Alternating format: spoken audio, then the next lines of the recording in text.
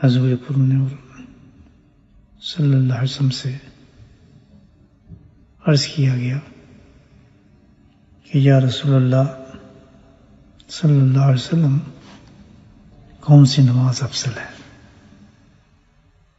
یعنی نماز تو ہم پڑھتے ہیں، بڑا اونچا سوال تھا یہ کیا گیا، انسان کو پتہ چل جائے بھئی اس طریقے سے ادائیگی نماز جو ہے افضل نماز ہوتی ہے، تو کتنا بڑا سوال ہے یہ، اور ظاہر جس سے سوال کیا جا رہا ہے وہ ایسی ہستی اور ایسی ذات ہے کہ وہ جواب دینے سے قاصر نہیں ہے۔ الحمدللہ اس دربار سے ہر چیز کا حل مل جاتا ہے۔ تو اللہ کے نبی نے فرمایا، سوال نماز کا تھا کہ کون سی نماز افضل ہے، تو جواب ملاحظہ ہو، آپ سے فرمایا اللہ کا ذکر۔ دیکھیے کہاں مناسبت نماز کی ہے، اور آپ فرماتے ہیں اللہ کا ذکر۔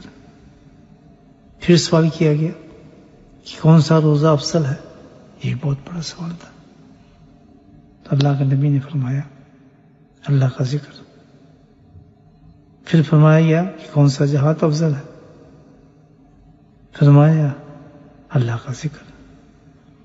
تو جتنے یہ بڑے اعمال تھے جن کی اتنی حدیث کے اندر افضلیت ہے اور کتنے بڑے بڑے انعامات ہیں، یہ فرائض میں سے ہیں، دیکھیں آپ، اس کے مقابل میں اللہ کے نبی صلی اللہ علیہ وسلم نے ذکر کو رکھا ہے۔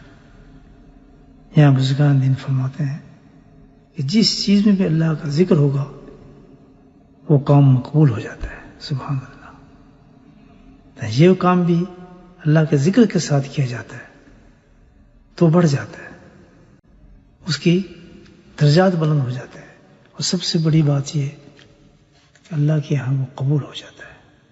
کتنی بڑی گارنٹی دی ہے اللہ کے نبی صلی اللہ علیہ وسلم نے کہ سب سے بڑی عطا جو ہے، جتنے بھی انعامات دیکھیں، نہ یہ مکان ہے، نہ دکانیں ہیں، نہ بادشاہت ہے، نہ عہدے ہیں، کچھ بھی نہیں ہے، جو کچھ بھی ہے سب اس کے مقابلے میں کچھ نہیں ہے۔ سب سے بڑی جو اللہ کی عطا ہے وہ کیا ہے؟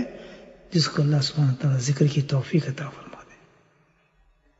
یہ سب سے بڑی عطا اور فضل ہے کہ دولت ہے جو اللہ پاک عطا فرماتے ہیں، کہ کوئی چیز نہ بھی ملے پھر بھی اس کو مل جاتا ہے۔ وجہ کیا ہے کہ ساری خواہشات حاصل کرنے کی وہ دل سے تعلق رکھتے ہیں، انسان کے دل ڈیزائر کرتا ہے کہ انہیں مل جائے۔ ذکر میں اللہ نے یہ خاصیت رکھتی ہے کہ جب انسان ذکر کرتا ہے تو ذکر اس کو مطمئن کر دیتا ہے، اس قلب کو، سبحان اللہ، اس دل کو مطمئن کر دیتا ہے، اطمینان آ جاتا ہے، نہ ملے تب بھی خوش ہے، مل جائے تب بھی خوش ہے، اس کو گھبراہٹ نہیں ہوتی، پھر پریشانی نہیں رہتی اس چیز کی، اللہ کے فیصلے پر راضی ہو جاتا ہے۔ اس لیے جس کو ذکر عطا فرما دیا جاتا ہے اس کو سب کچھ مل جاتا ہے، نہ ملے تب بھی مل جاتا ہے، کیونکہ اس کو اطمینان مل گیا، اس کو سکون آ گیا۔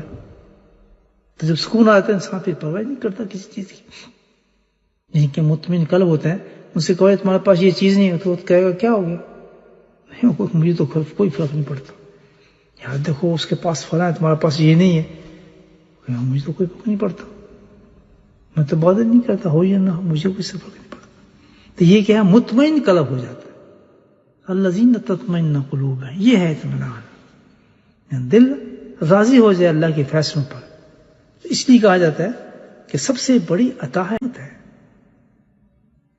کہ دنیا کی جو نعمتیں ہم جس کو ہم چاہتے ہیں ہمیں نہ بھی ملے تو کوئی پرواہ نہیں، اللہ تعالیٰ نے اطمینان جو دے دیا اس کو صبر جو ہو گیا ان چیزوں کے ساتھ۔ ایک شخص نور اور جواہر کے ممبر پر بیٹھا ہوگا، چہرہ اس کا چودھری کی چاند کی طرح ہوگا، اور حشاش بشاش مطمئن، اس کو پتہ نہیں کیا ہو رہا ہے قیامت میں، سچی ڈوبے تھے، اس کو کوئی احساس نہیں ہوگا۔ لوگ بڑے حیران ہوں گے یار یہ کون شخص ہے بھائی، پوچھیں گے یہ کون ہے، یہ کون بتا رہا ہے؟ صادق مصدوق، جن کی زبان سے ہمیشہ ماشاءاللہ صدق نکلتا ہے، اللہ گواہی دے رہا ہے، میں بولتا ہی نہیں اپنی زبان سے جب تک وہی نہ ہو، سبحان اللہ، یہ قرآن نے بتایا نا۔ وہ فرما رہے ہیں لوگ پوچھیں گے یہ کون ہے، یہ کوئی نبی ہیں، یا کوئی صحابی ہیں یا اونچے درجے کے ولی ہیں، یہ کون ہے؟ جواب آئے گا اللہ کی طرف، اللہ بولیں گے نہ یہ نبی ہیں، نہ یہ ولی ہیں، نہ یہ کوئی بڑا انسان ہے، کچھ بھی نہیں ہے، بلکہ کیا ہے؟ یہ اللہ کا ذکر کرنے والا شخص ہے۔ اللہ اکبر کبیرہ الحمدللہ کثیرہ سبحان اللہ بکرۃ واسیلہ، اللہ اکبر، یہ اللہ کا ذکر کرنے والا ہے۔